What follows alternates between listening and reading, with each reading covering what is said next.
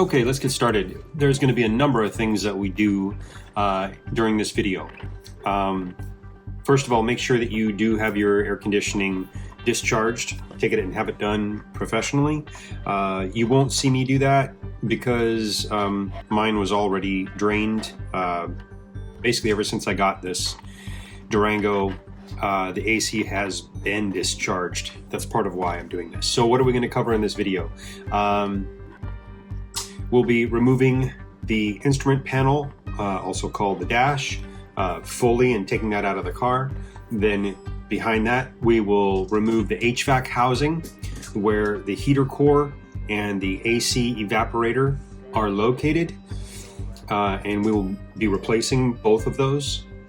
We will upgrade the radiator to a higher capacity 4-row radiator. It's also about an inch thicker, and replacing the stock viscous clutch fan and the stock electric fan with a higher output, more CFM, about 1,000 CFM more electric fan, as well as a Flex-A-Lite variable speed control unit that will let me manually turn the fan on and off or have it come on at a temperature that I determine.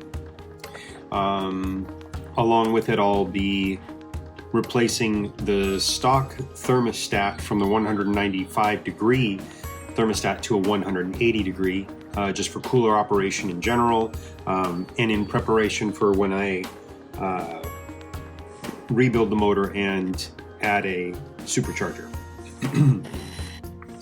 We'll also be upgrading the main positive and negative battery wires to 0 gauge.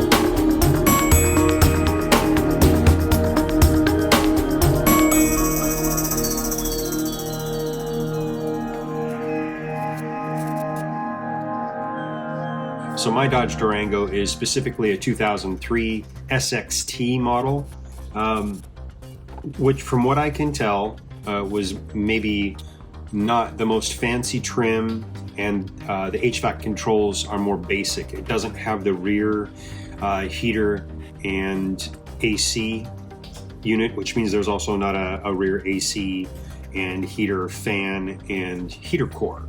The dashboard itself and the controls and configuration are fairly unique to what I've seen at junkyards. Is to take the center console, or the center, not console up here, but this guy. These look like 8mm bolts, and there's one there. Under the cup holder, there are 2 more.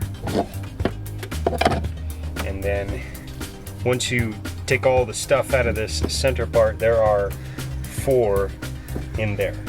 Of all the Durangos and the dashes I've looked at junkyards, and I took the time to practice removing a few of them for the experience before I did my own. The steps are very similar to what you see me do in this video. It's got a handy little connector right here. Can you see that?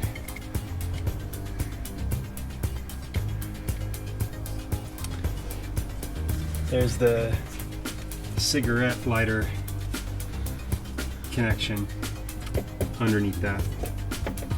Okay, but then this will be ready to go out. I'm following service manual process for this 2003 model, but I was able to apply those steps to a 2002, as well as a 1998 or 99 Durango. Okay, so you had to disengage this little arm from your parking brake lever. This one right here fits in there. So I'm hoping if you don't have a 2003, you can still use this to get through the process on whichever year and model you have. Just make absolutely sure, even if you have a service manual or you're following along, for your own sake, take lots of pictures of where bolts go, where wirings are connected, all of the little things, especially underneath the dash when you get into the wiring section, especially on the driver's side underneath.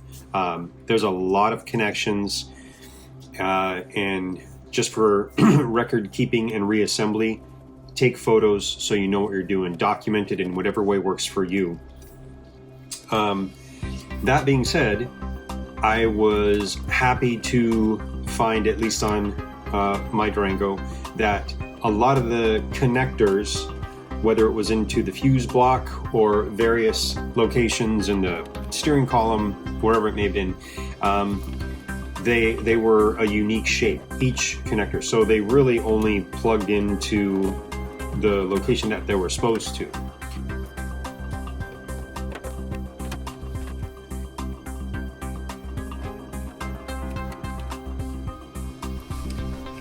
We got to get this headlight connector unplugged, and then the other connectors over here for the heater controls and AC controls, and then that bezel should come out.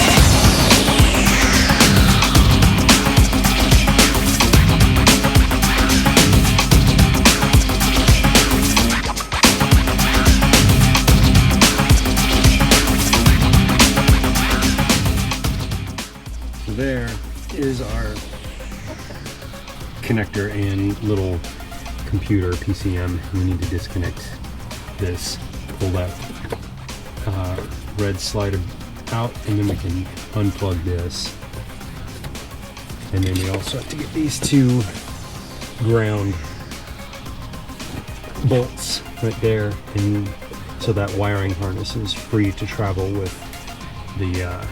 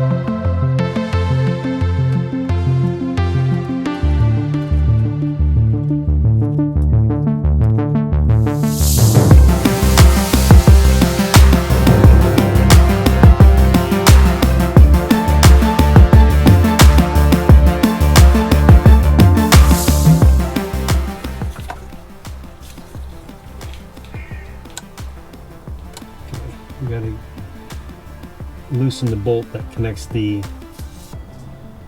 lower, or it's the upper. It's the upper bolt that connects the steering column to the coupler. That's what it is, the coupler. So this is the upper coupler joint.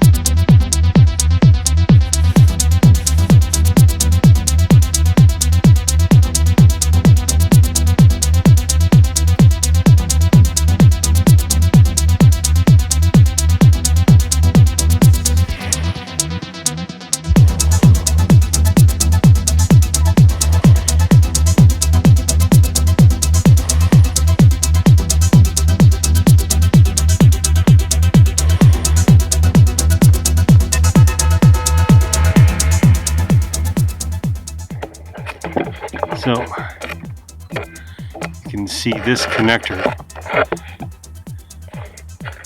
went right there. This is from the dash to the HVAC housing, the heater box. You have to disconnect that before taking the dash off.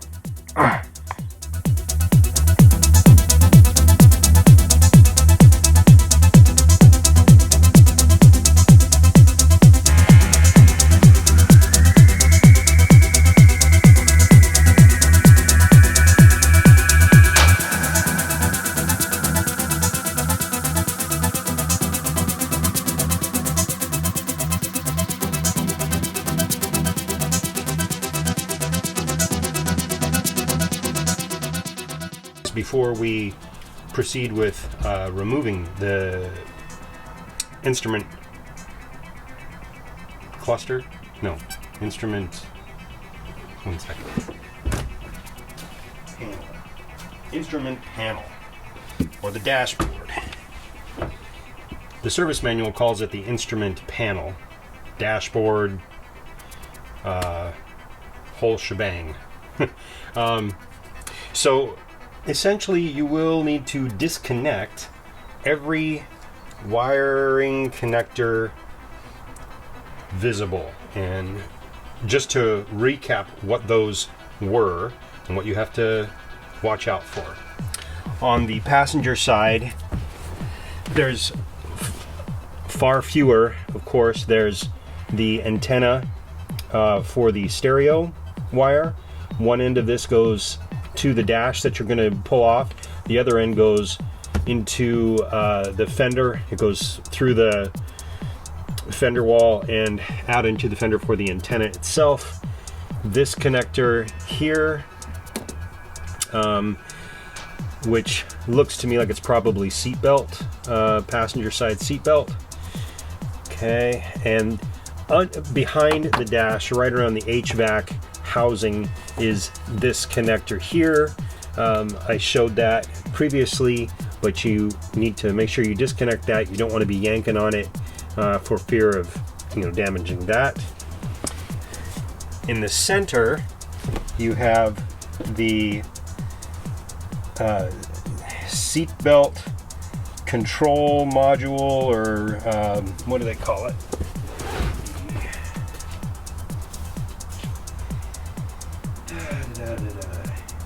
I'm sorry, not seatbelt, airbag control module, or the ACM. That's that one there in the center, okay? And this is that connector for it.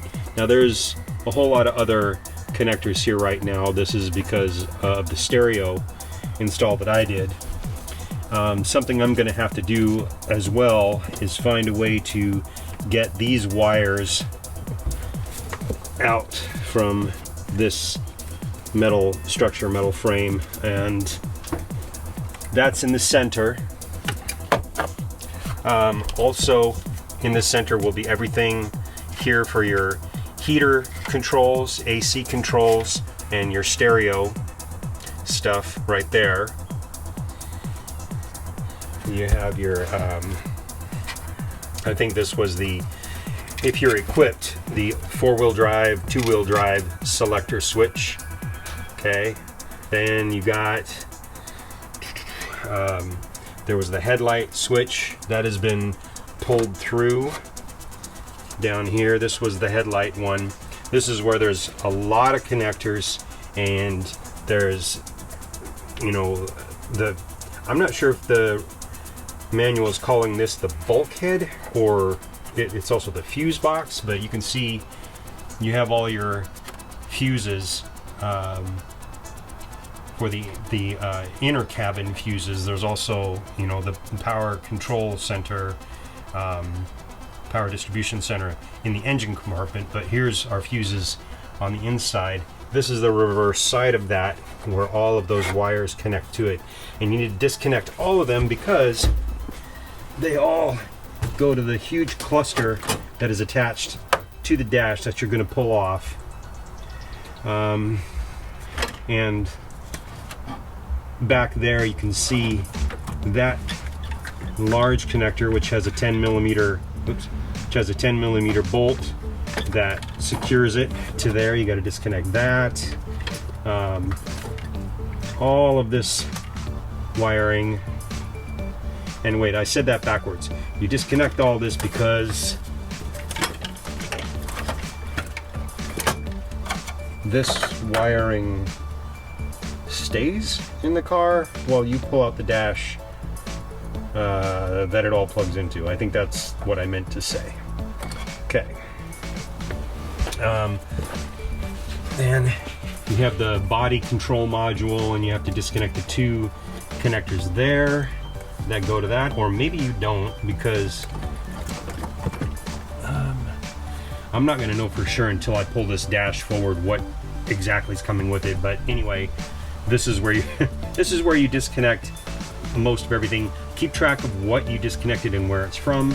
I took a lot of pictures as I went to hopefully make sure I kept track of all that.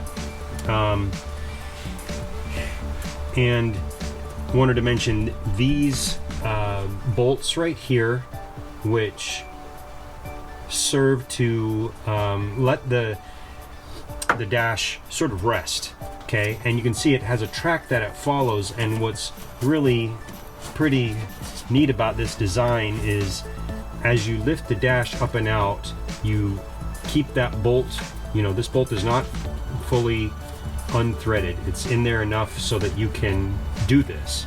But it has this track that it follows, and eventually there's a little bump in the track that lets you not only rest the dash, but rock it forwards and backwards.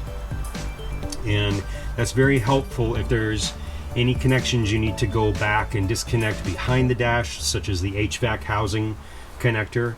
You just rest it on that last one, which raises up the dash and lets you tilt it forward. You can reach behind, disconnect whatever's left, and prepare to lift the dash out. If you're working solo, what the service manual recommends is when you get it on that last little section there.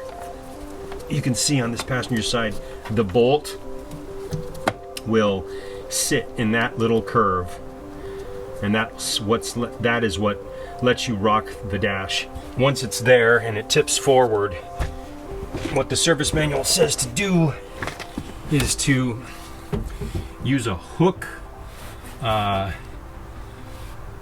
Let's see. You've got it there. That means you've removed the 8mm bolts that hold the top of the dash and secure it back to the firewall.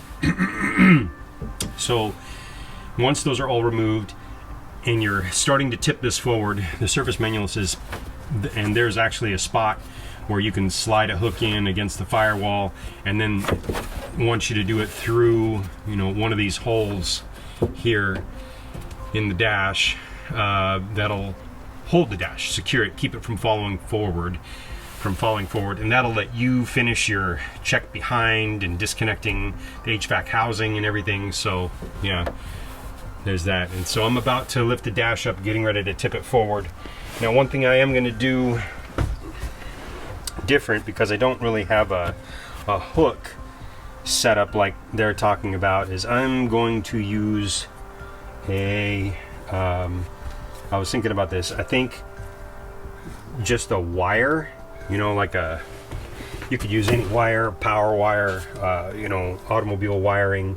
Doesn't have to be thick, something like same gauge as what you see under the dash, and just tie it around. That ought to be strong enough to keep it from falling forward. And in particular, housing wiring, I've got a piece, and this served me well to actually work on the PT Cruiser HVAC housing when I didn't fish the wiring correctly for that, and I used just this piece of this is the ground wire from one of those 3 or 4 wire housing wiring bundles, and so it's pretty thick, and this it's not very flexible, so this ought to work great. Definitely strong enough to hold the dash up. So I will just wrap this in, something like whatever, as long as needed, just to tilt the dash forward for a moment, and then get a good grip on it to finally take it out. So that's what I'm going to go ahead and do now.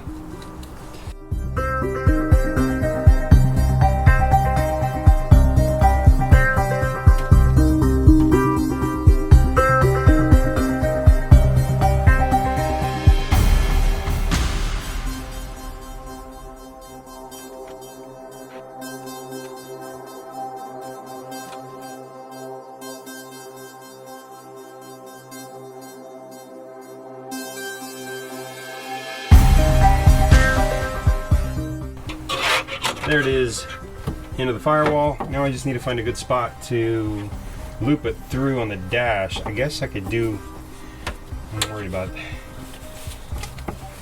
this hole for that same bolt that goes into that spot on the firewall, but I'll give it a try.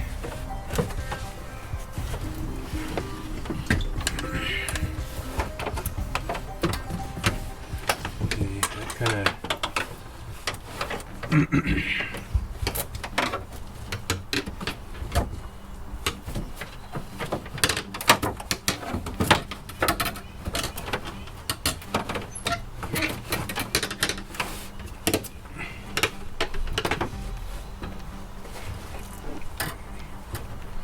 this is just temporary, so I'm not going crazy going to town. So it says you can have about 18 inches, that gap right there, which that looks about 18 inches to me. And you can see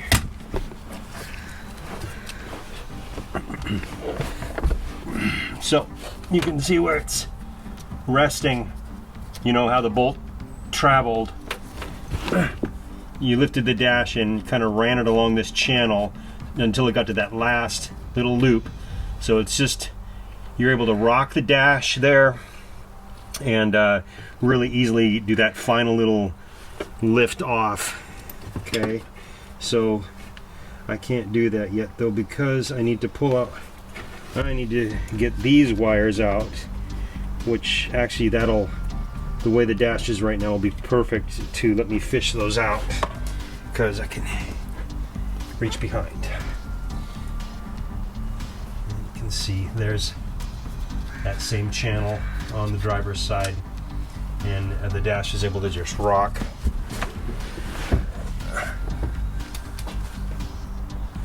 Okay, you can see why we had to disconnect all that stuff.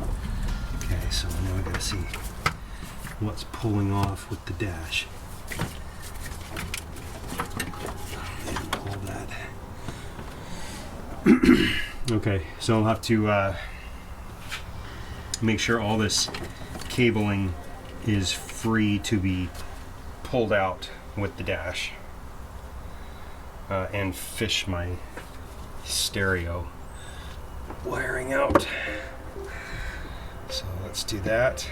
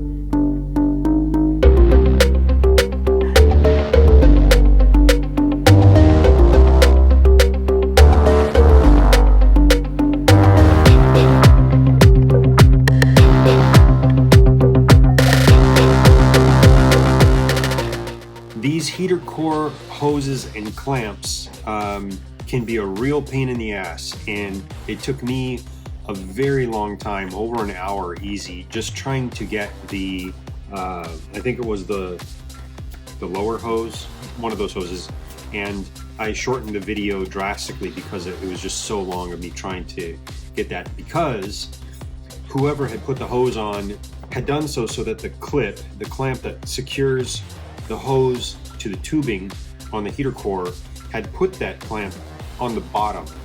Very difficult to get a set of pliers or something on that clamp to squeeze it and loosen it so that it could be pulled off of the tubing. As a result of trying to get that off, I was pretty frustrated, and in the process of squeezing, I bent the tubing, and came to find out later that I can't, at least at the time of recording this and making this video, couldn't order new tubing for the heater core.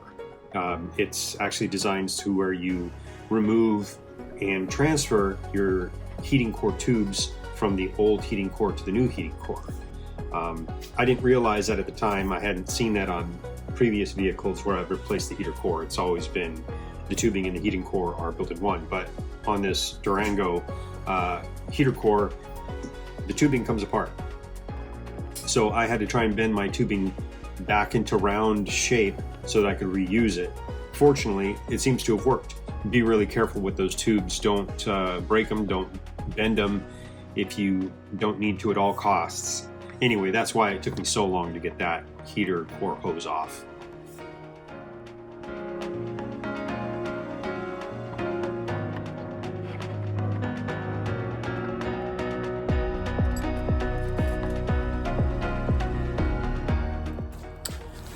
There were a couple of things I did that I didn't catch on video, namely just some bolts and nuts that I removed to help with the HVAC removal. So I wanted to show you what I did for there. I did not catch the fourth nut on the engine side of the firewall. It's in a tricky spot, so I'm going to show you where that is. As we come down on the motor, it is, you can see him at the transmission dipstick here. There's the oil. That fourth nut was, see if I can get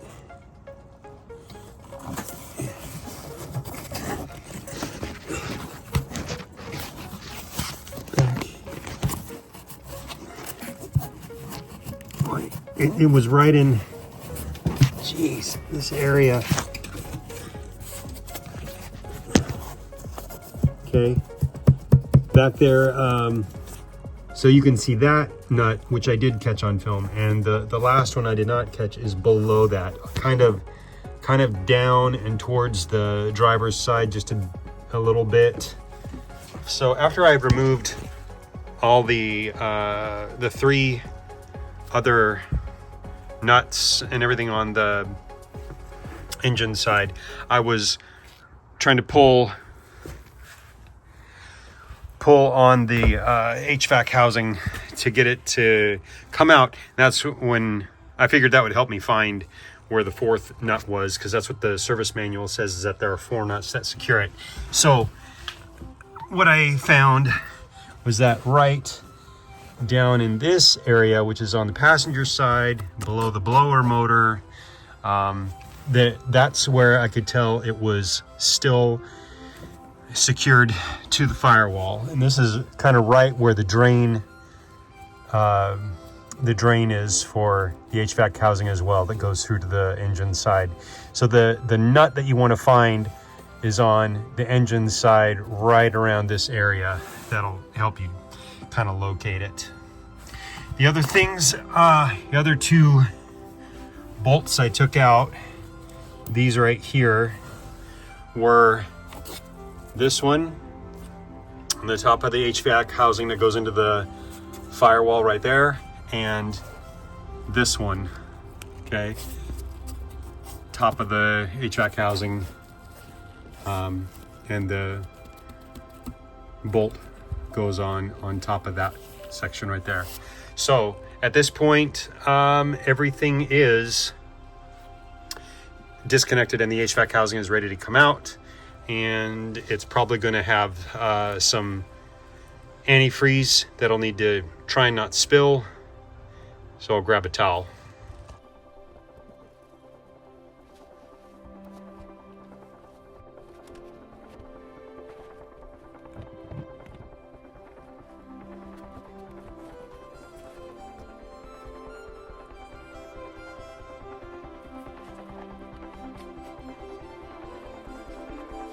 So you can see,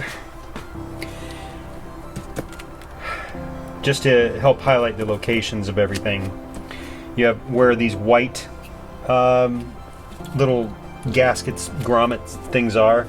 Those are the 4 nuts that are on the engine side that we had to remove. This was that tricky one I was talking about. So it's a little bit above where the drain is, okay? And of course there's the heater core connections, one of which I had to bend trying to get the heater hose off that thing because it was a really hard spot to get to. On the firewall, this is what it looks like. That's where the heater core hoses go. There's one of the studs that goes through the firewall with the nut on the other side. And there's the 3 that are kind of all situated on the passenger side.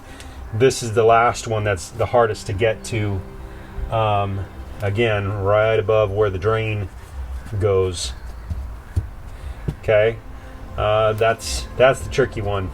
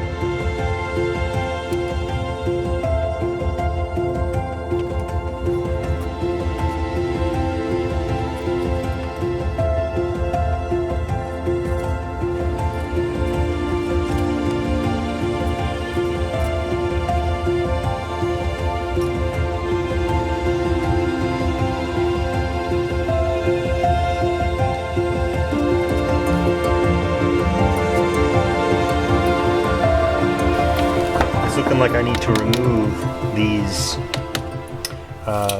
servos or little electric motors that move the doors, you know, in the HVAC housing. Okay, these electronic doors, and couldn't figure out quite how to pull out the connection to it, and rather than yank and pull on it right now, I'm just gonna unbolt these, and I see that when you pull them out, what I'm getting at is I don't know if the relation to that little part that rotates there, which is probably going to be connected to a gear or a door or something, is relative to the splines that are in the, oh great, okay, so that all comes out. So maybe I just pull it out like that. That way it should just line right back up. Okay, I was going to say if that plastic part right there was affixed to the top of the HVAC housing, I was going to use a white mark to mark it so that I could line them back up. But it looks like that'll all come out, and it's got a little what do you call those things? Little tang, little stick out deal. So it only goes on one way. So I'm just gonna leave it like that and just try and keep track of where I take things off. And part of the reason I had to remove that, and probably additional ones, is so I can get to bolts that are keeping the HVAC housing closed that are inaccessible when that unit is still on HVAC housing.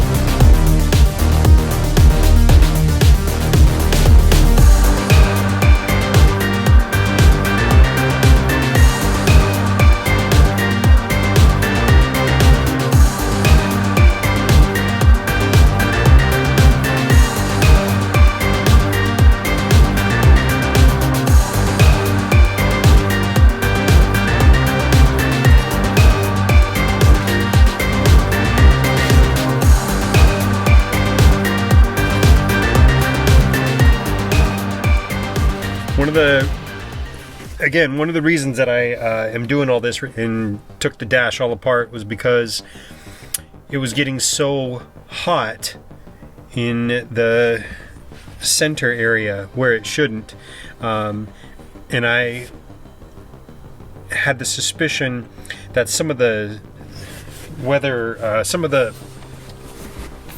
foam, like, I don't know what to call this exactly, weather stripping,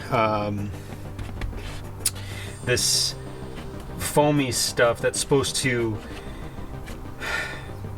seal between the different doors and the dash, the instrument cluster that sits on the HVAC housing.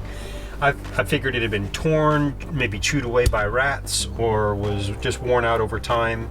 And now that I can see it, I can just see a couple spots where, maybe it wasn't sealing correctly, or it's peeled up a bit.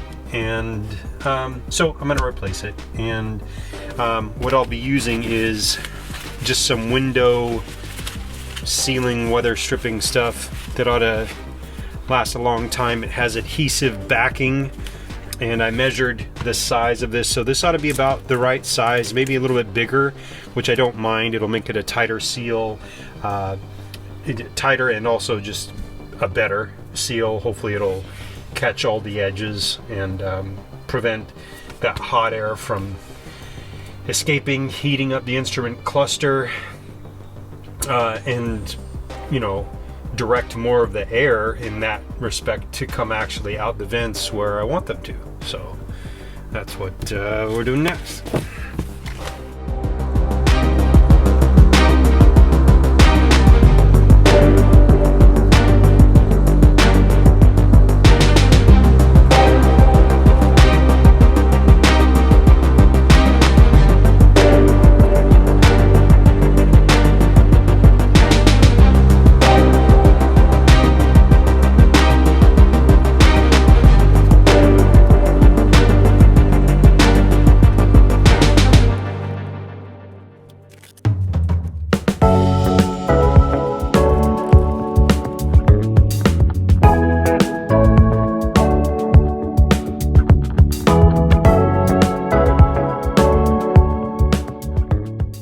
Make sure that clamp, remember what I said about it being rotated upside down and impossible to get pliers onto. Put that clamp on so it's rotated in a way that is easy to remove it again if needed.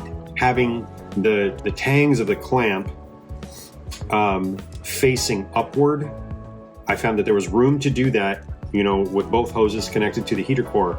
And that, of course, is much easier to, at least from the top of the engine with a lot more space, get to those hoses and squeeze the clamp to remove the hose.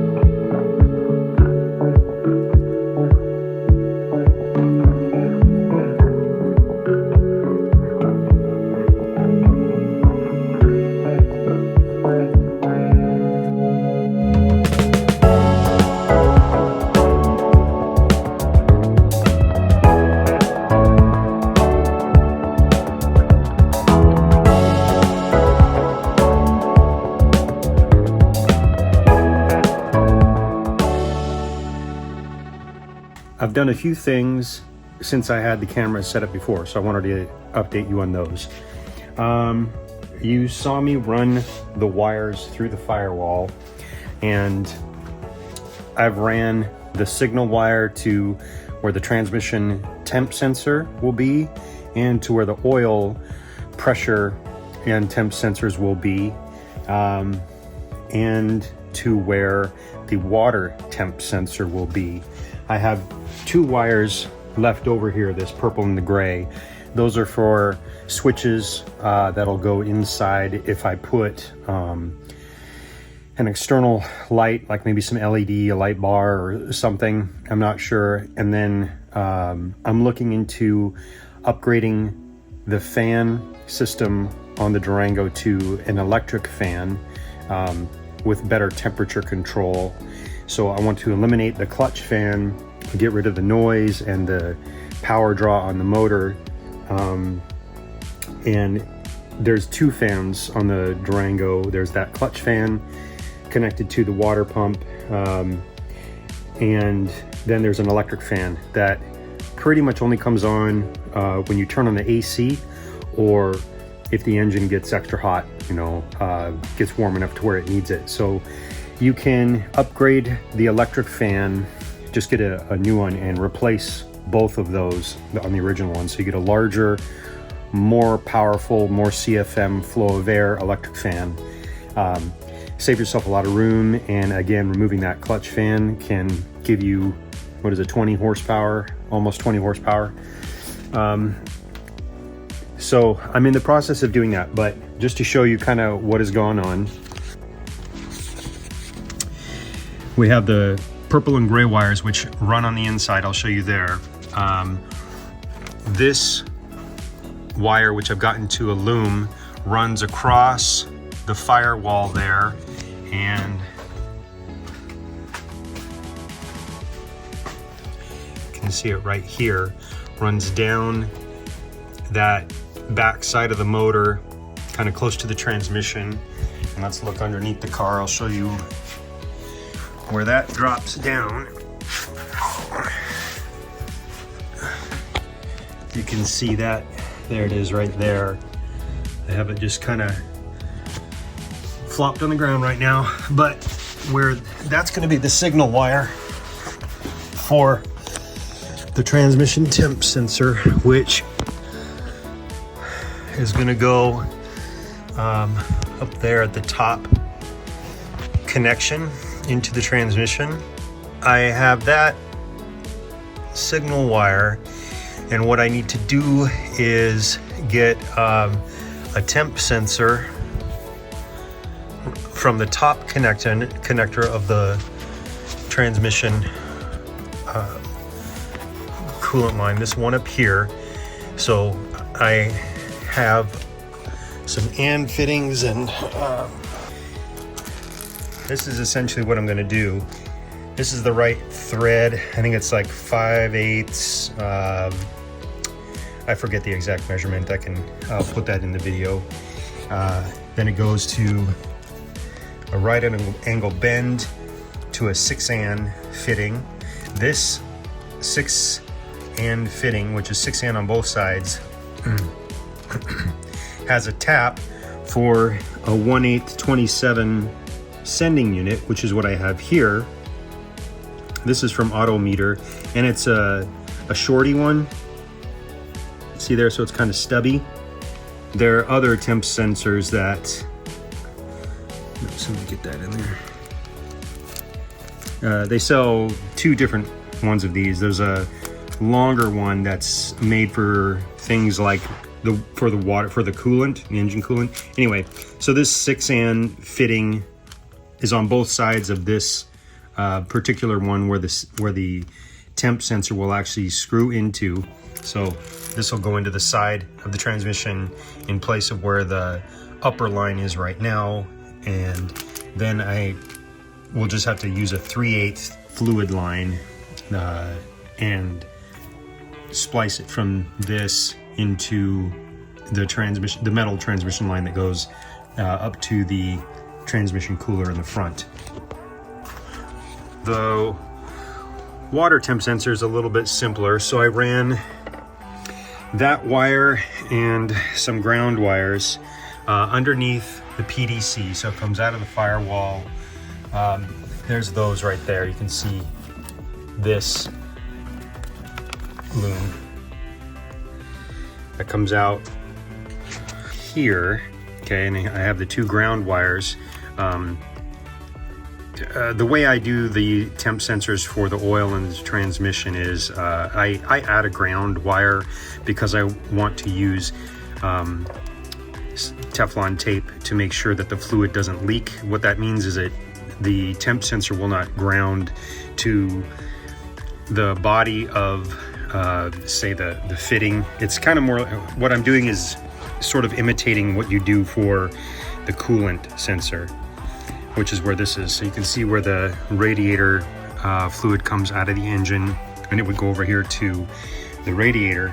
And I've introduced this coolant adapter thing right here. I'm waiting on a new one. This one's too small. This is a 38 millimeter. You'll want a 40 millimeter. So I have that coming. And the way this works is the temp sensor, you know, again, a 1/8 27 thread fits right in there, but then you're supposed to also ground it with this Allen bolt right here.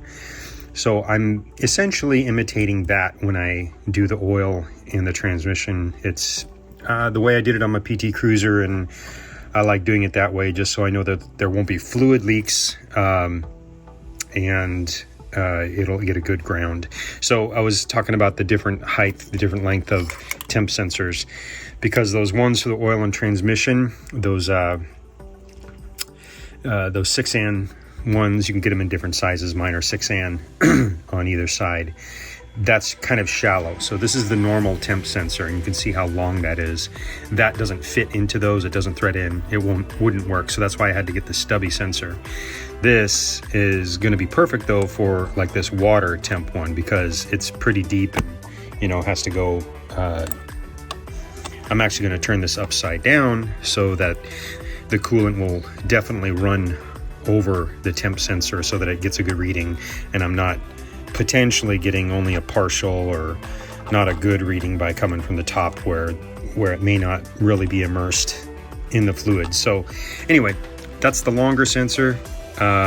It'll go in to the 40 millimeter coolant adapter that I have coming. I'll turn it upside down, and I have to also run a ground wire for that. The oil, I also have the, I ran the oil pressure and temperature wires through this same loom that the water temp was. So they come over here, but rather than splitting off and coming up here, they go down to where the oil filter is, because what I have for the oil filter is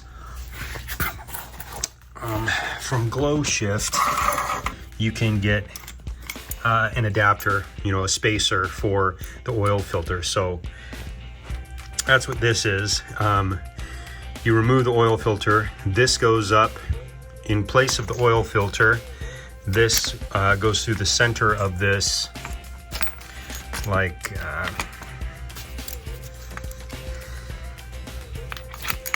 that. So that'll thread on to where the oil filter goes, and then you would thread on your actual oil filter on these threads. So that gives you your spacer, and what this lets you do, this one in particular lets me do 3 different things, okay? First, you have your oil flowing, you can see the in and out there. That's gonna let me send to an oil cooler. So I could mount an oil cooler on the front of the motor here. I have one that I'm gonna mount around this area here to help cool the oil. But this particular adapter spacer from Glow Shift has 2 1/8 27 threaded fittings already incorporated into this adapter. So that's going to let me put a temp sensor, and you can see that's going to go in there and be in the oil, and a pressure sensor. So these are both auto meter sensors, temp, pressure, and I have, here's that wiring loom that I added with the wires coming down. From the wiring loom, what I ran down was what will be the oil temperature sending wire, the oil pressure sending wire, and then a ground for each. So I will put on a crimp on an end on either side here so that there's a good ground that goes, because that'll be there, from each of these units. Now it could be that they're going to be grounded anyway because they're bolting into this body, which will then have this through it bolted into the, you know, the actual engine where the filter mount is.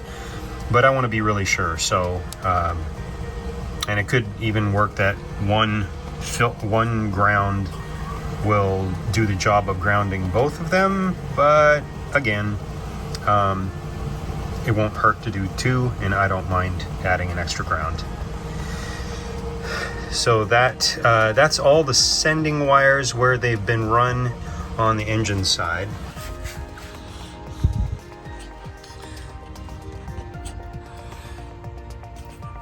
So on the interior side, the wires are coming through the firewall there with the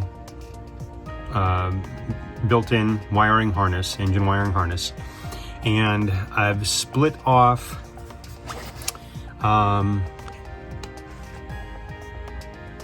let's see, so that they're split off into multiple locations. So what I have, and I should mention that what I've also done is, I know for the gauges they need switched ignition power. So I have this particular setup with 3 wires that go to 3 different locations. This, once I find a good switched ignition wire somewhere in the wiring harness, I'll connect this to it so that they have a good switched ignition source. So there's that. Back up here, I've added some ground wires, put those on that bolt that goes right into the firewall. So there's those, and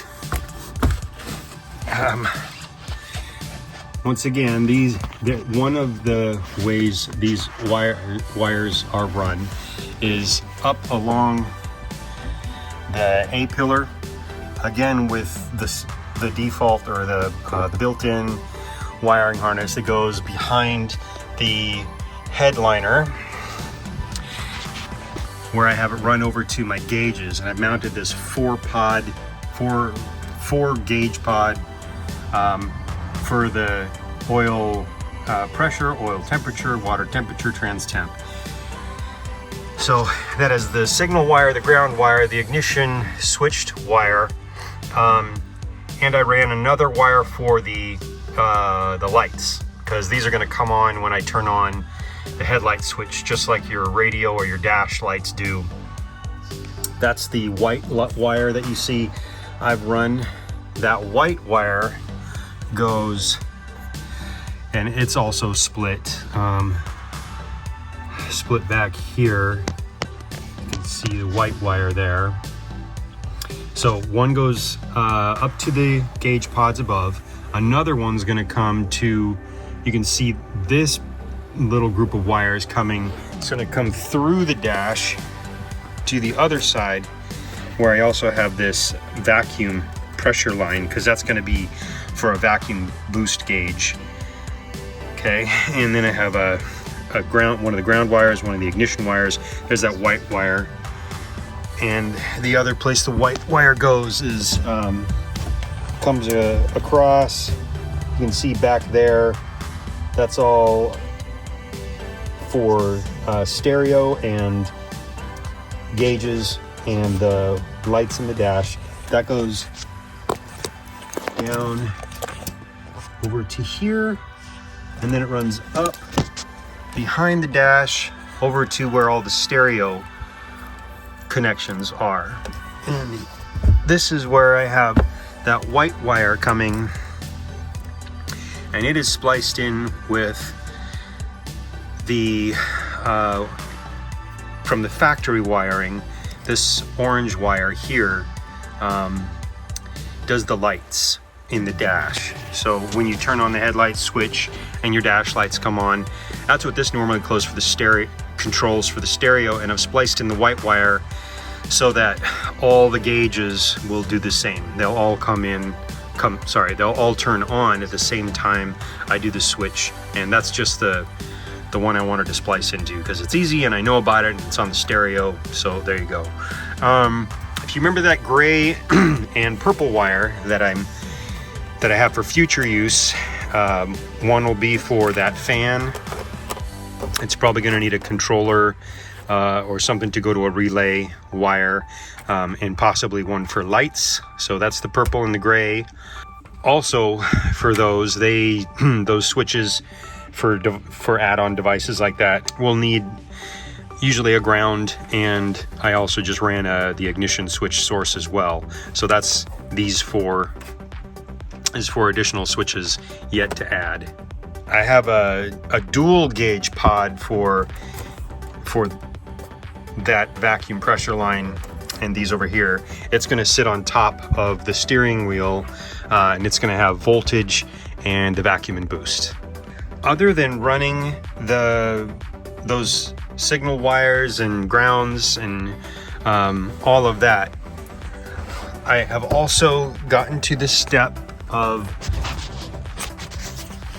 bringing the dash, the instrument panel cluster, or not, well, you know, the dashboard and the instrument panel back into the Durango, and I've set it, if you remember those bolts on either side, those 13mm bolts, so it's set on there, on the passenger side, over here on the driver's side, and I used that. It's actually from a home wiring, you know, where you get for your home wiring, doing electric work in like your lights and rooms and whatnot. I took one of those wires. So that is ran through that center bolt hole in the dash and then into that hole on the firewall that is holding the dash in place. So it's just sitting there like that. This is letting me, you know, get access to all the wires and stuff I need to do.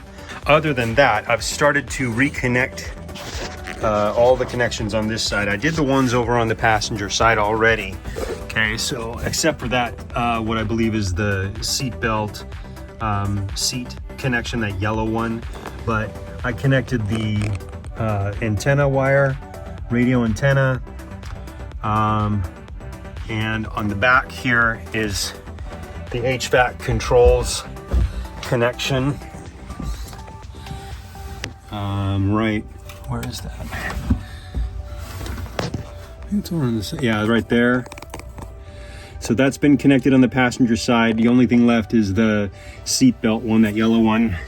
And I'm going through the driver's side connections, which there are a lot of those. It is important that you keep track of what you disconnected and colors and locations and all of that. Take lots of pictures or video, but want to call out and find when I was reconnecting things over here in this junction block.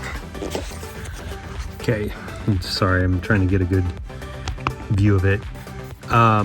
There's a lot of connectors in this thing, as you can see, and one of the nice things about it is they're color coded, like around the outside lip of each connection on the junction block. It's the same color as the connector that plugs into it. So that really helps you identify the right location for each plug. That goes up there too. Okay.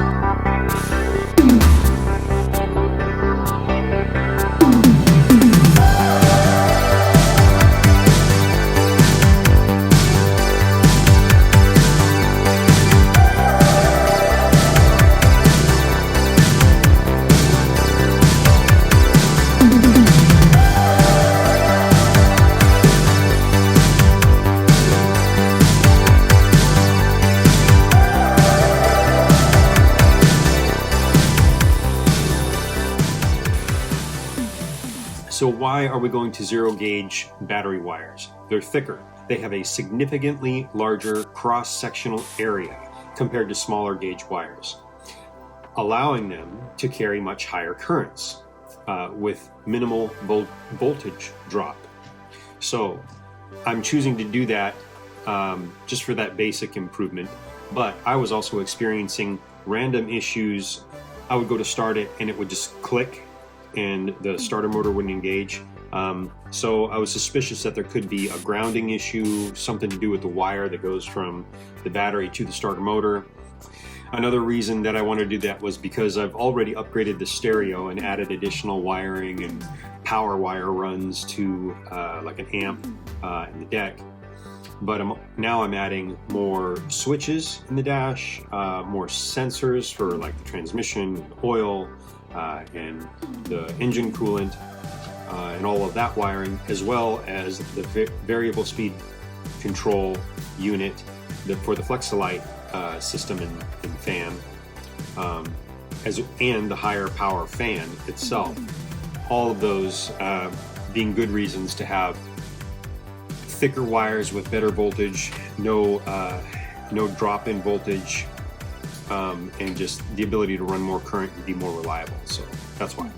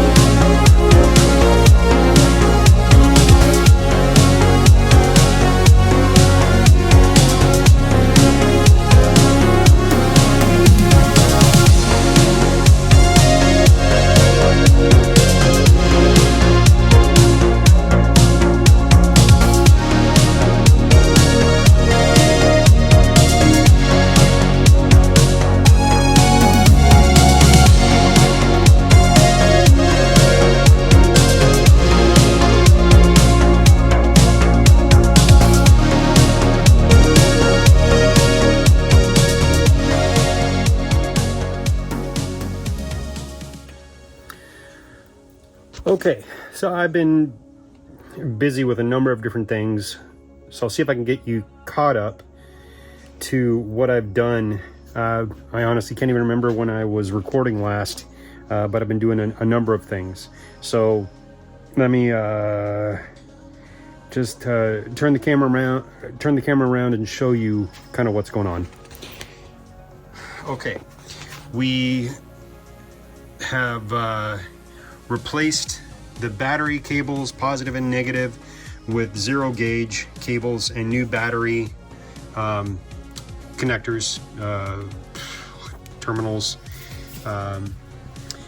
and that does go the positive all the way down to the starter motor. The negative goes to the block right there. And I should say that for all the connections, I did put some dielectric grease. You know, I used a drill bit,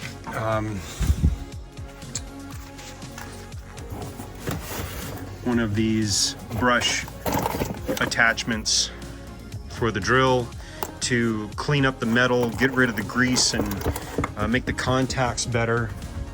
Sprayed on some contact cleaner, and then put the dielectric grease on it. And there was this negative terminal on the inside of that driver's side fender behind the battery.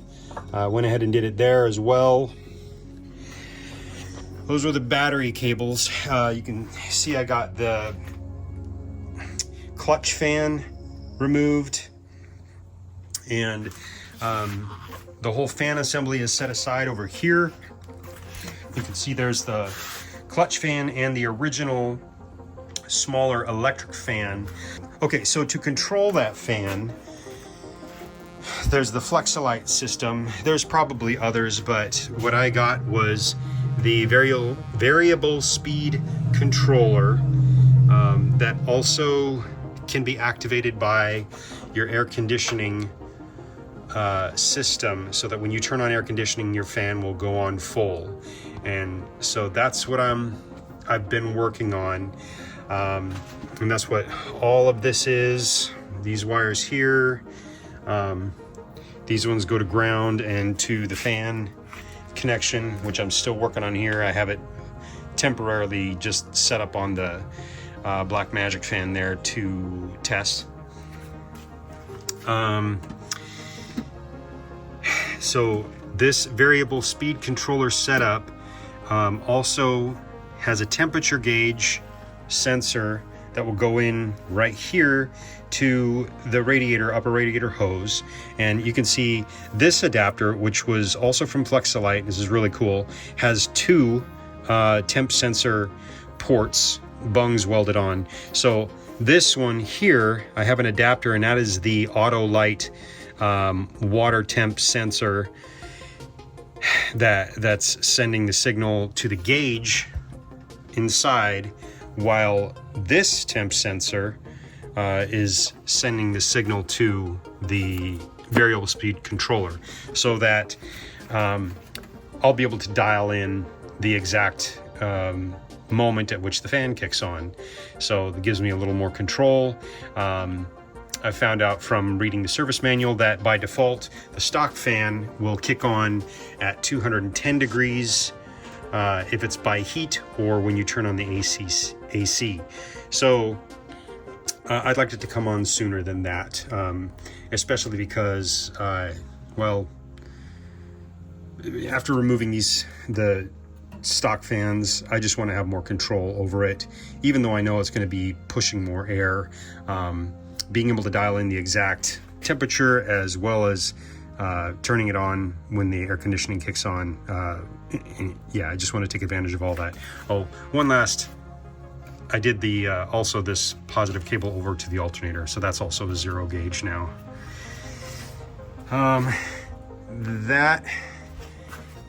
This did entail running a few more wires internally to the interior of the Durango, because I'll show you in a moment, but there's a switch, the Flex-A-Lite switch. It's a three-way toggle switch where the center just runs off of the temp. It just turns on and off automatically based on the temperature of the radiator fluid and whatever you dial in, which, let's see if I can focus. There's the little dial that you can adjust and turn on at higher or lower temperatures. Okay, that little white and blue one down there. So that's the middle setting. Then you have manual turn on the switch. So if you just want to turn it on high blast, 100% full, that's an option. Or you have turn off. Not something I'll use, but if you're driving in water, those who like to go mud jumping, mud running through water and whatnot, they can turn the fan off so it doesn't suck water, start spinning in the water. Okay, interior, see if I can get there. You can just see where I've run through the firewall, behind that junction block right there, that white one. Let's see if I can, it's kind of back up there. All the wires coming in. That includes stereo, but now it also has the wires for the switch that comes in.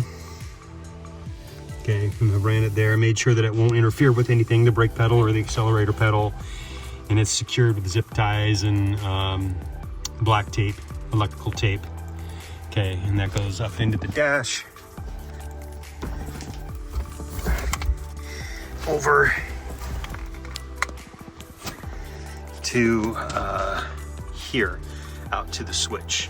Or I have two switches actually, because one is going to be for an external light bar. I haven't gotten that yet, but that's why there's two switches, you'll see.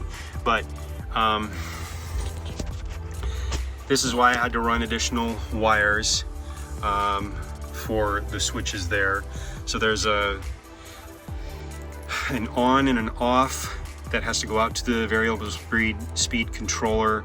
There's the switched ignition and a ground. And that's it for the fan, if we're talking strictly the fan.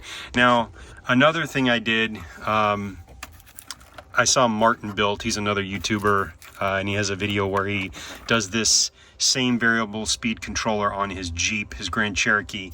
And I liked what he did with the LED that will light up, and that's what this is here, is just an LED, which I have spliced into the fan power and ground wire from the variable speed controller, so that when that fan turns on, the LED also lights up. So that'll let me know inside the car right when there is a signal sent to the fan, because this LED will turn on. So that's cool, it's handy.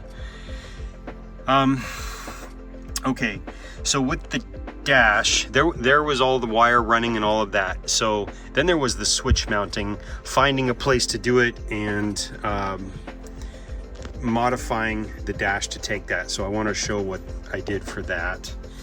On this particular model of Durango, may not be the case for yours, everyone's, but you'll get the idea. You might get some ideas on how to do something like this yourself. Right in this location where the switches will be when I put the dash back together, there was, I don't know if it was just for coins or what it was for, but there was a little pocket, and this is what it was, the part that I cut out. You can see it's all from the Dremel I used, all ground up. So that was kind of right there, and what it looks like on the front now with the switches is that. Okay, it was just big enough, it was just fit 2 toggle switches, one for the light bar and then the other for the fan. The 3-way toggle is on the left, the light bar one is on the right. And there's that LED I was talking about that'll light up whenever the fan comes on.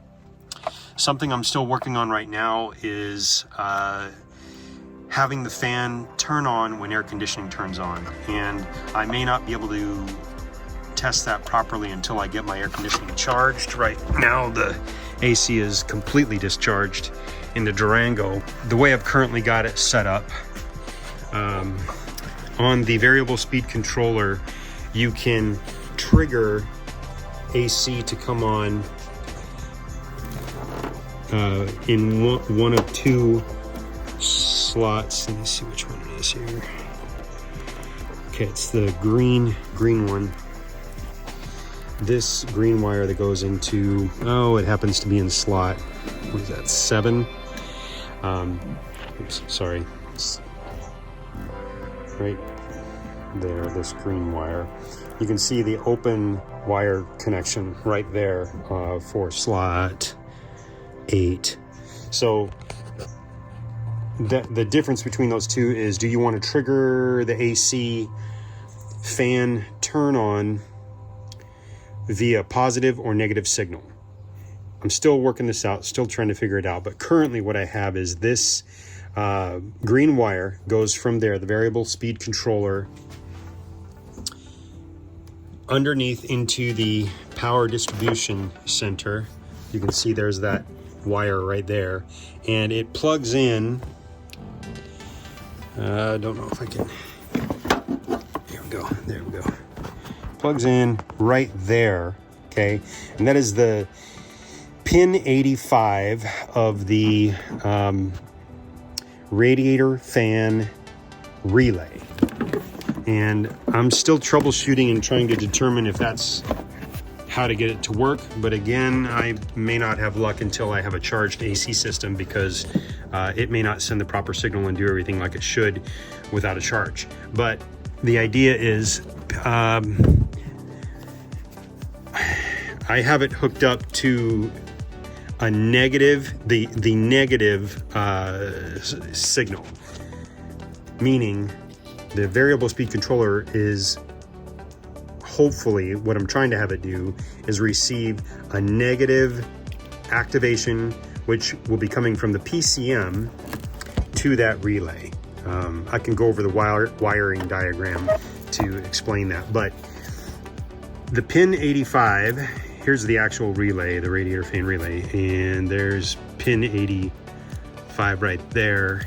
So normally the relay goes in like this. So pin 85, it's right there on the bottom. And that is the pin, the location that the PCM sends, turns on the ground normally to turn on the radiator fan when AC is turned on. Again, I'll show the wiring diagram in the service manual to better explain that, but essentially when you turn on the AC, the PCM says, okay, that means the radiator fan, the cooling fan has to be turned on, and it does that by flipping over the ground, sending the ground signal to pin 85 on this relay, that closes the circuit, sends the, which then allows through the other pins, like pin 30, I think has power. Yeah, it just sends the signal through the relay to the radiator fan, turns on. Okay, so what I was trying to do and how it's wired right now is I was hoping to get that negative signal from PCM through that pin port where the relay normally plugs in, pin 85, because that would be a negative signal from the PCM. I was hoping I could tap into that to turn on the fan when I turn on the AC in the Durango. It currently doesn't work. That could either because this isn't working how I thought it would, or like I was hoping it would, and I have to use a different wire, a different port, or it could be because I have a completely discharged AC system, so it's preventing the AC from actually turning on and sending that signal. Don't know yet. So now we're going to resume dash reassembly, because I can put the dash back together now, and also the last 2 gauges that will be on the steering column, and that's going to be the voltage gauge and the vacuum boost gauge. The vacuum boost is forward thinking for when when I add a supercharger to my Durango, but for now it will read vacuum, so there's still value in adding that gauge now, but the boost won't read anything until I actually have a boost in the system. There we go. Let's get busy with dashboard reassembly.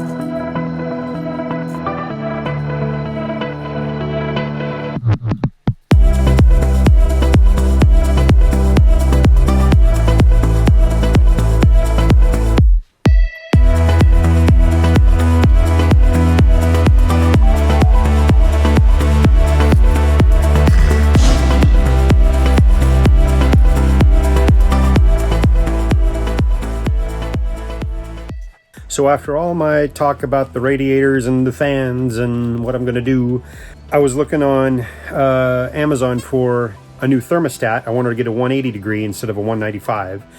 And I found that you can get radiators whole new radiators with electric fans and the fan shroud, all aluminum except for the fan is plastic, ready to go for cheaper than what I paid for the shroud and the external fan separately. Now, a couple caveats. It's made in China, so not so sure about the quality and if it'll hold up, but I wanted to show what came because it might be a good thing. The fan that it came with, though, is about 1,000 CFM lower than the American Volt fan that I'm going to use. So I'm going to still use the American Volt fan, and I'm in the process of swapping that fan over to the aluminum shroud that came with the new radiator. So let me show you what came and explain some kind of nifty things that discovered in the process. Here's the original radiator laying on its back, and this happens to be the fan that came with the new radiator I got. This is the lower rated fan. It's about 2300 CFM, and here's the shroud, you know, that I got separately, the plastic one, the Dominator. The idea is you cut it out based on the fan you got, modify it for your own use. So I'm thinking, hey, right there is a setup for a spare, or maybe I'll put it in my van as a replacement for the clutch fan in that. But that's the original with the fan that came with the replacement radiator. So here's the replacement radiator, and first off, let's look at the thickness, okay, of the original radiator, which by the way, let's see, this is, what is this, 1.62 inches. If you go on Rock Auto right now and you get this, get a radiator for a 2003 Durango, it actually says that this thickness is like the upgraded, thicker, heavy duty model. So I thought I already had like, well, and I do. This is a nice radiator, and it actually has no problems. Never had any overheating issues. Great at cooling the car. But this new radiator that came, remember, more about 1.6162 for the thickness on that. This other radiator is 2.5. It's almost an inch thicker. Which is impressive if it's good. I mean, who's to say if, you know, something else is weird with the cooling and it's, you know, going to be a letdown, but that seems pretty dang cool right now. Another thing about this radiator that came is it has these two threaded holes for cooling lines. Let's see, it's threaded. I would imagine you could do transmission or power steering, or oil if you wanted to have a oil cooler on the side of your radiator. I don't. I have a separate oil cooler all installed, but that was kind of a little addition on this radiator, as it came with a side cooler if you need one or want one. What else? I had to transfer from the original radiator a few things to mount it. These little O-rings and rubber mounts that go in the top there, they were in those on the original radiator. Also on the bottom, the posts that stick into the mounts on the frame had these rubber feet that are also thicker. Instead of the Dominator shroud here, which, as you can see, I didn't like a couple things about. First off, it's got some open slots on the sides, and it's slightly too tall, and I've flipped it, you know, sideways, upside down and whatnot. It's just slightly too tall and hangs over the top or the bottom. So that had me, you know, worried about airflow, better cooling or not, and having to futz with it to block it off if I needed to. The other thing the Dominator doesn't have are mounting hardware. So I'd have to come up with my own to do that. Not a huge deal, but if you're looking for something that's a little more ready to go, the shroud that came with this aluminum radiator is ready to go. I mean, it's got the mounting points already welded and ready to go on the radiator. It's made of aluminum, so if you need to modify it like I'm doing, you can pretty easily. So what I'm doing now is putting the American Volt fan on this one, which happens to be the exact same size of fan as the one that came with it. But this American Volt one has about 3,300 CFM, so about 1,000 CFM more than the fan that was on it. So I want to use that for better cooling, since I'm also eliminating the clutch fan off of this car. So I really want to make sure that's good, but hey, with a thicker radiator, higher CFM fan, it should be good. It should be good. So something I did have to do to mount this, or that I'm doing now to mount this fan, having to drill new mounting holes. That's all it is. Here's the original ones that were with the fan assembly that came with it. Though the fan is the same size, the mounting points in the hardware are slightly different.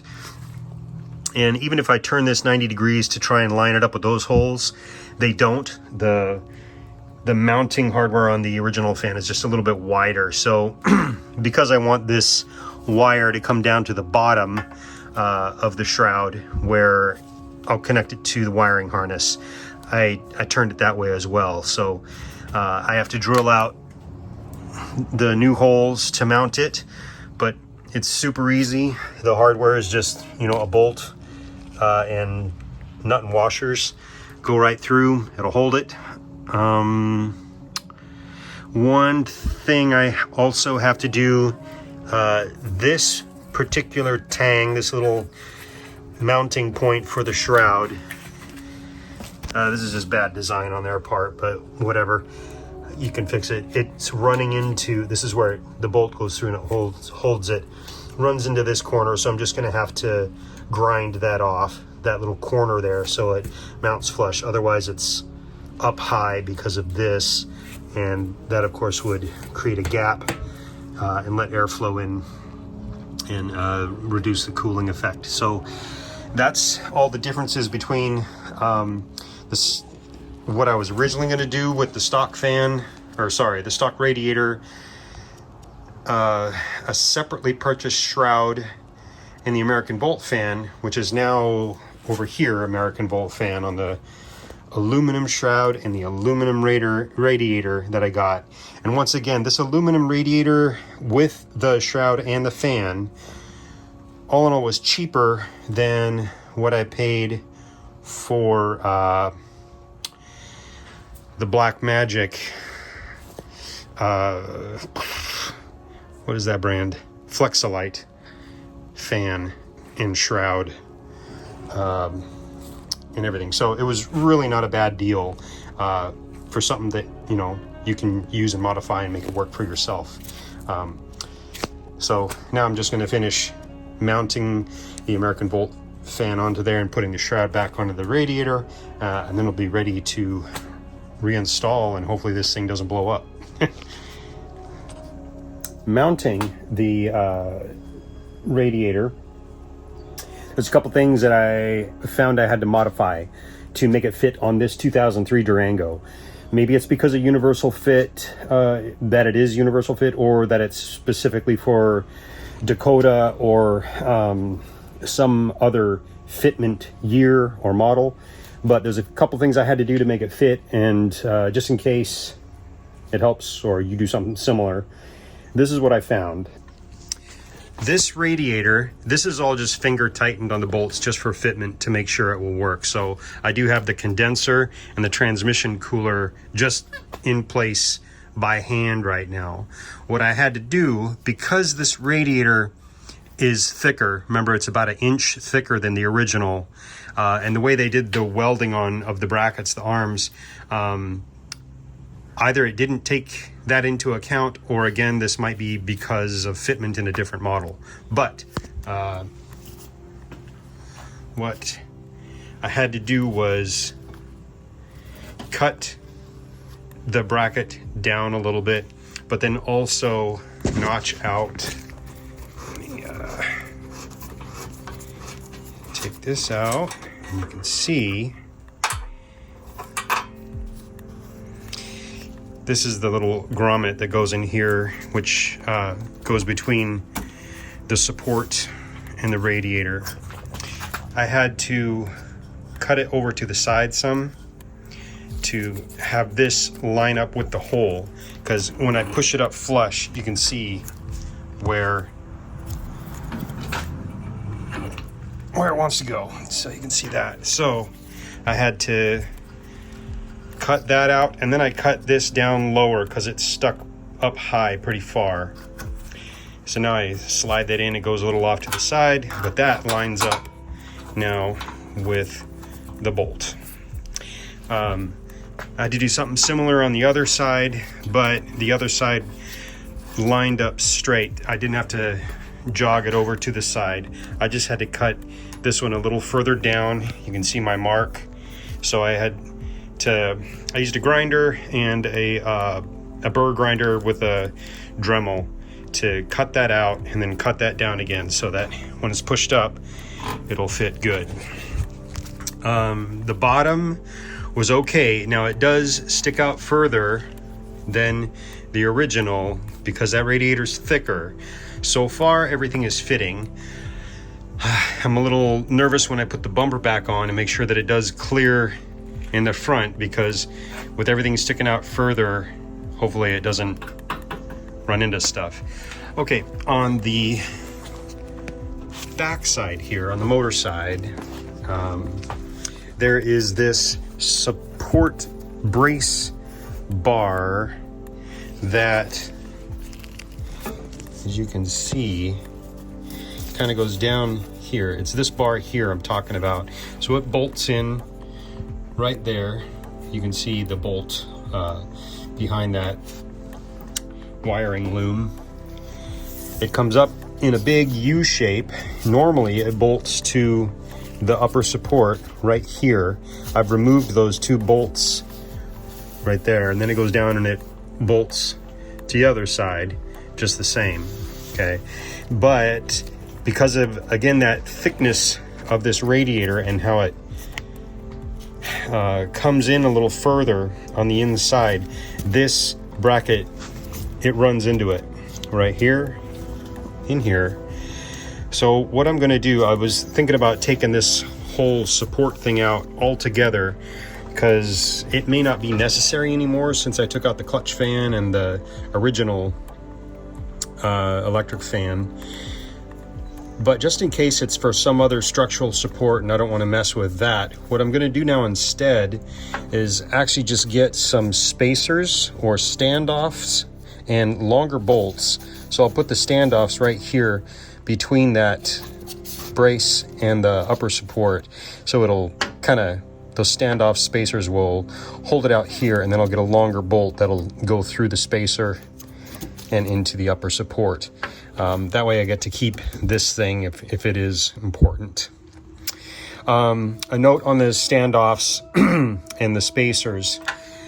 On this model, this big plastic piece here sits right in the front, across the front on top of the fan.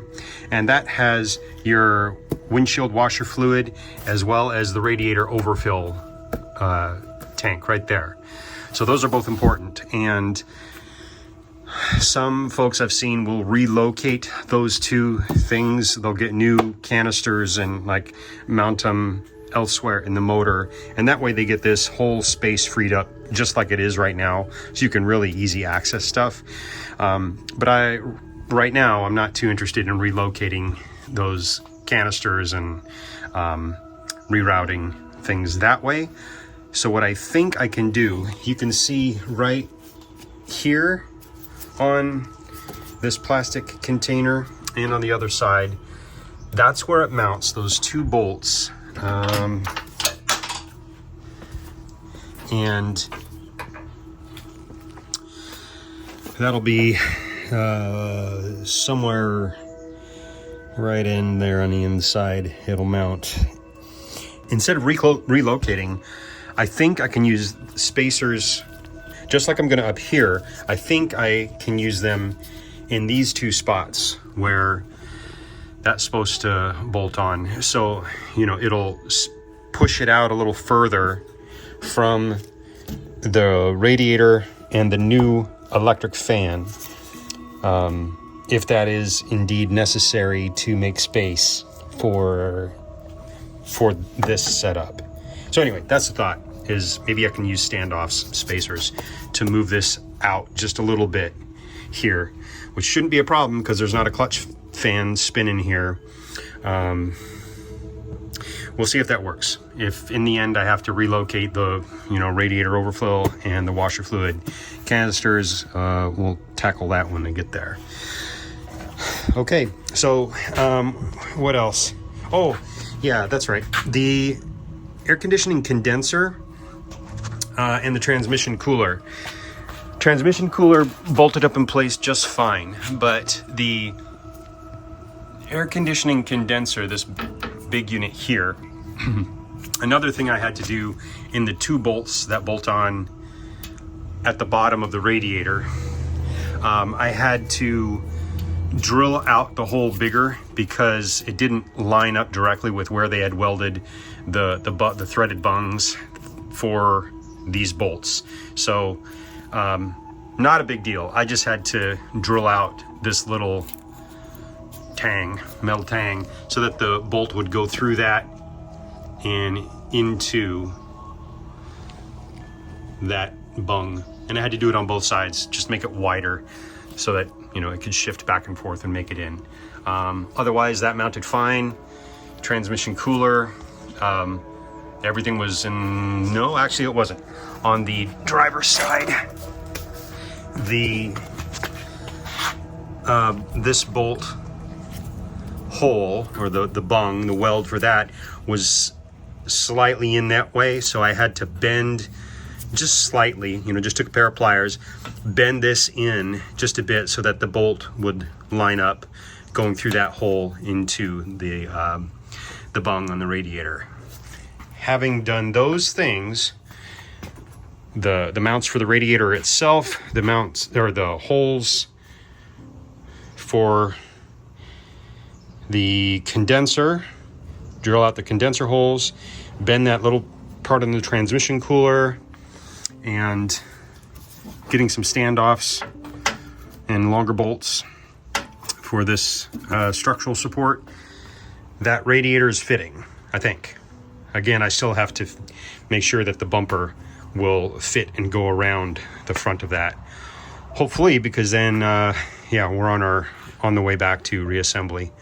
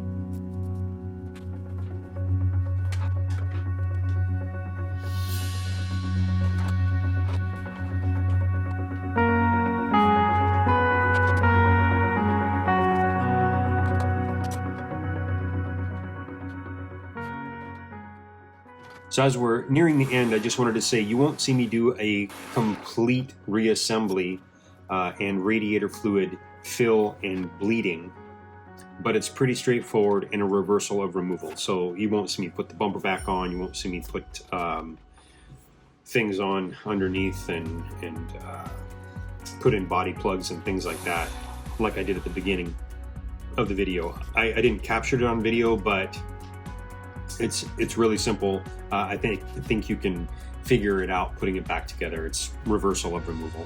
All right.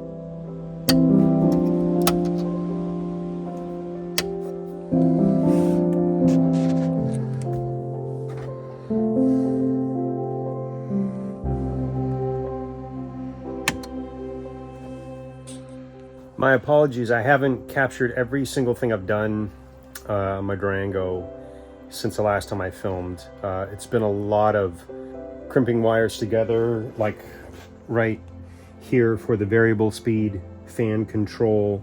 You know, a lot of these that have to go through to the switch on the interior. I talked a lot about that, but run the wires. I ran them along here. They kind of go down. Underneath that side of the battery, there's a little channel where some of the stock wiring also went, so that I could bring it over to the fan. Let's see what else. I found another grounding spot right there, so I went ahead and cleaned that up, took it off, wire brushed it, put it back on and put on the dielectric grease, and found another spot on the passenger side of the engine where there's a large ground cable as well. Let me show you that. Right, it's very similar to the one on the driver's side. That one right there did the same thing.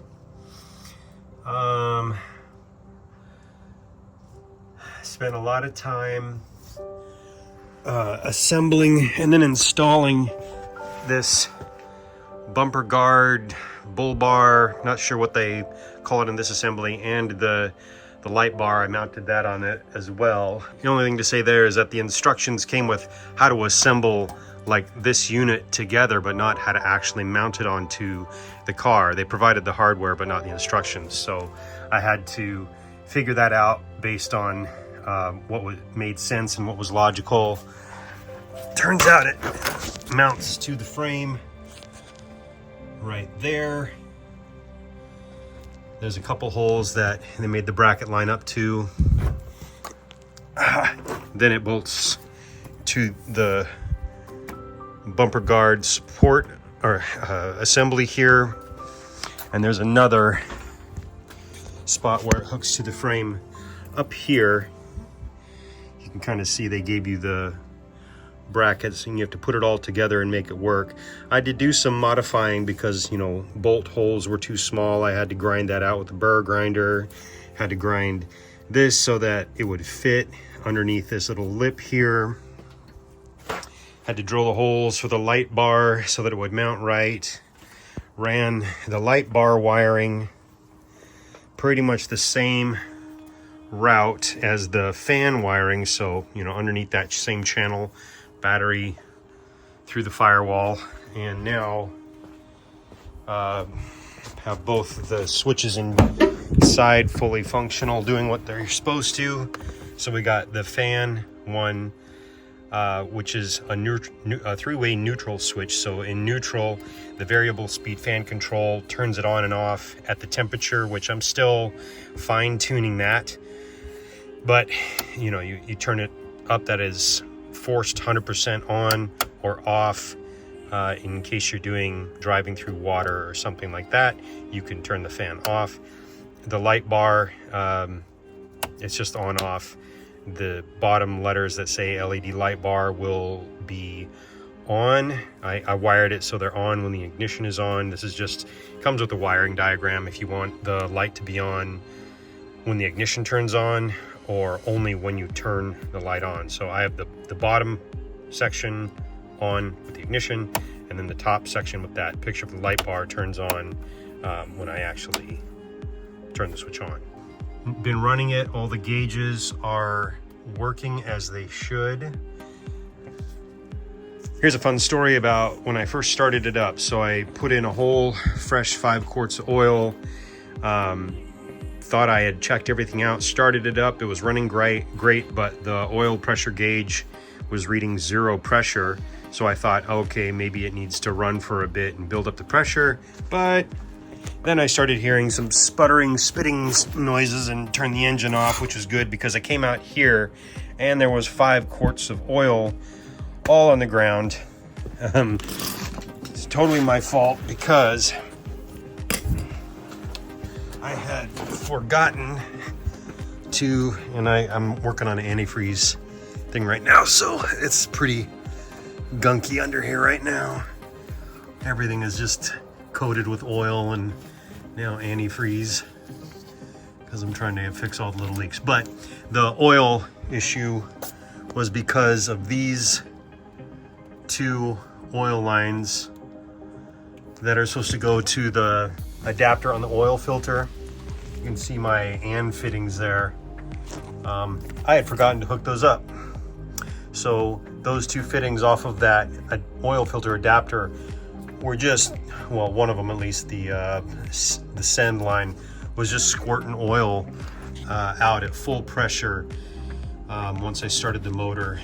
So it just sprayed everywhere in here. It's still dripping, and what a mess. And it, you know, pretty much lost my entire 5 quarts or more of oil on the ground.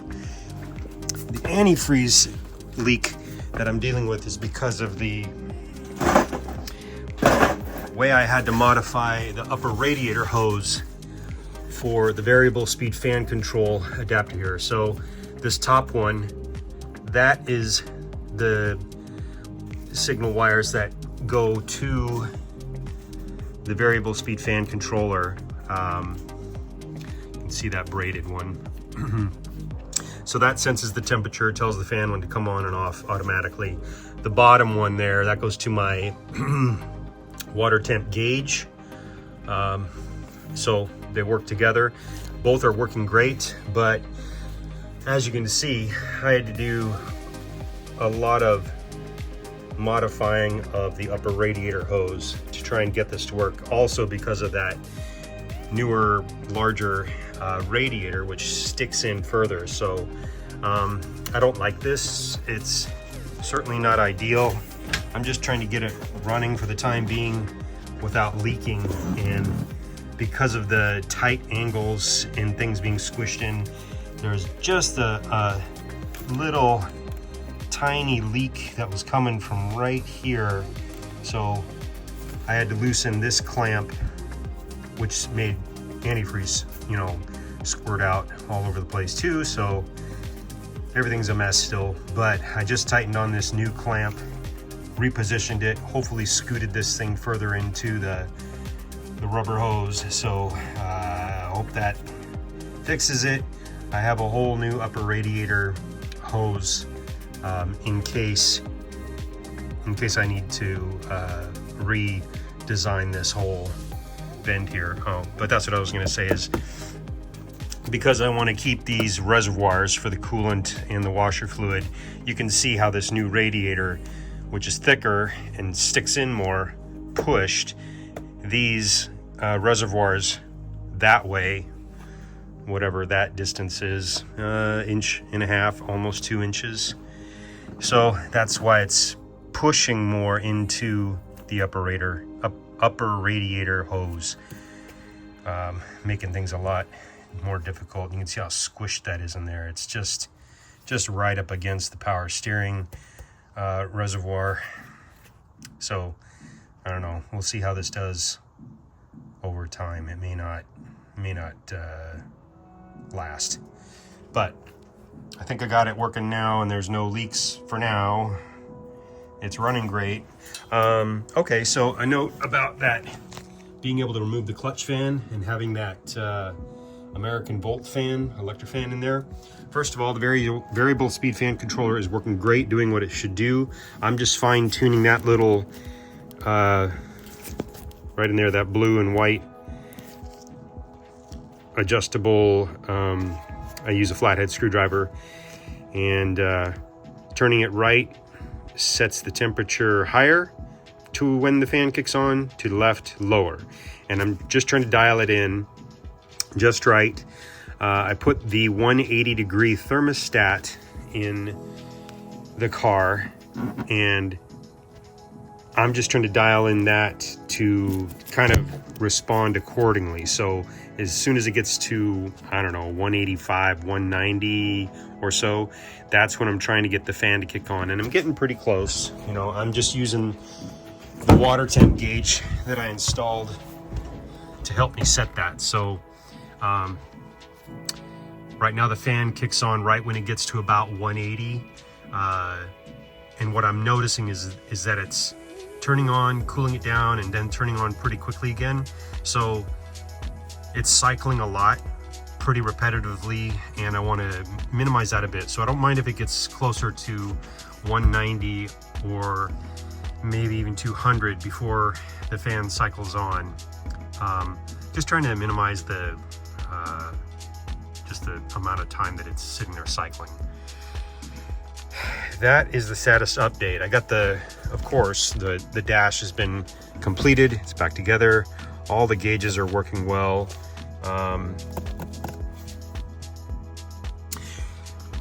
The last thing I'm doing, other than fixing those leaks, is the rear view mirror has got to be relocated because of the gauge pod. As it is now, I had to cut this little part out, right, of the gauge pod to try and allow the rear view mirror to slide in there to fit onto the mount that's glued to the window. But even though I can do that now, because of the angle of this gauge pod and limitations of the rear view mirror, it hits the bottom of it and it doesn't rotate up all the way, so the mirror ends up being kind of pointed down towards the lap. So I have to relocate this mount, and as you can see, the drips and whatnot going on here. I've been trying to use some it's called like super glue remover or cyanacrylate remover, basically something to try and deactivate the glue that is holding this thing on here, and I'm not having any luck at all. And I noticed that on one of the kits I got from Permatex for installation, some of the instructions actually say if button is mounted incorrectly, do not attempt to remove. Bond another button over the original one. So that's where I'm at, is waiting for a new rear view mirror to arrive so that I get a new one of those, the mount thing, and I'm gonna mount it. And actually I ordered two because I'll mount one right below this, because that's all I need is the distance, just one lower. That'll be the first one, and then I'll do another one on top of that, because then I can fit in the rear view mirror itself, you know, put it there and then slide it down onto the new mount, and then the mirror should have plenty of room to be adjustable as it was. Once I get that done, I'll be done on the Durango for now. With this round of work on the Durango, just to sum up the things I've done, there's been the heater core, the AC accumulator, rewiring all the, or wiring in the gauges, 6 of them, the voltage meter, boost and vacuum, oil pressure, oil temperature, water temperature, and trans temp. I like that batch of 6. The 2 switches for the light bar on the bumper guard and the variable speed fan control.